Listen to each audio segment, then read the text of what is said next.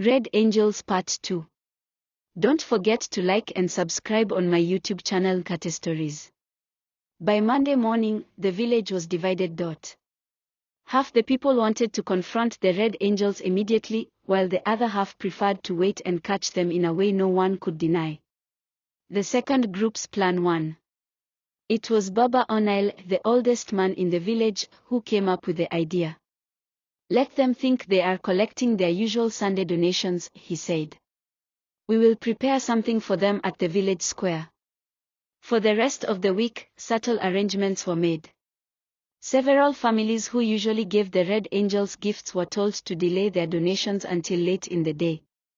Instead of giving the food directly, they were to send it to the square, where it would be laid out like a feast. Palm wine sellers agreed to contribute several large gourds. Even the young drummers from the church offered to play music, not hymns, but loud, danceable beats. The idea was simple: lure the Red Angels into thinking they were being honored for their work, then watch what they did when they thought no one was judging. Sunday came. The Red Angels moved through the village as usual, collecting small gifts and murmuring blessings. When they reached the square, they were greeted with a surprising sight: long tables covered with food, roasted meat, bread, and crates of soft drinks. We wanted to thank you for your service, Baba Onail told them with a smile. Today, no one will disturb you with prayer requests. Just eat and enjoy. The Red Angels did not hesitate. They sat down immediately, laughing and patting each other's backs. Soon they were eating so fast that grease shone on their chins. Two of them even removed their caps to cool their heads as they chewed. The villagers pretended to go about their business, but most stayed close enough to watch. They saw the Red Angels pile their plates 3 times, drink palm wine, and wipe their mouths with the same red handkerchiefs they used to bless people. Then, without any prompting, one of them pulled out a pack of playing cards. Another produced a bottle of gin. The drummers, sensing their moment, struck up a lively tune. What happened next erased any remaining doubt about their holiness. The Red Angels began to dance, not polite, gentle steps, but wild movements, stamping their feet and swinging their arms. One even climbed onto the table and started shaking his hips, holding a chicken drumstick in each hand. It was all anyone needed to see. But the real sting was yet to come. The villagers had agreed beforehand that no one would interrupt, at least not until enough people had witnessed the truth. Within an hour, a large crowd had gathered at the edges of the square. People whispered, covered their mouths, and pointed at the spectacle. Even children were giggling. Finally, Mama Grace stepped forward.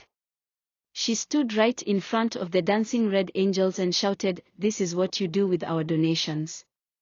This is the holy work we've been supporting." The music stopped for a moment. One of the Red Angels, sweating heavily, tried to laugh it off. "Sister Grace, we were just celebrating God's goodness."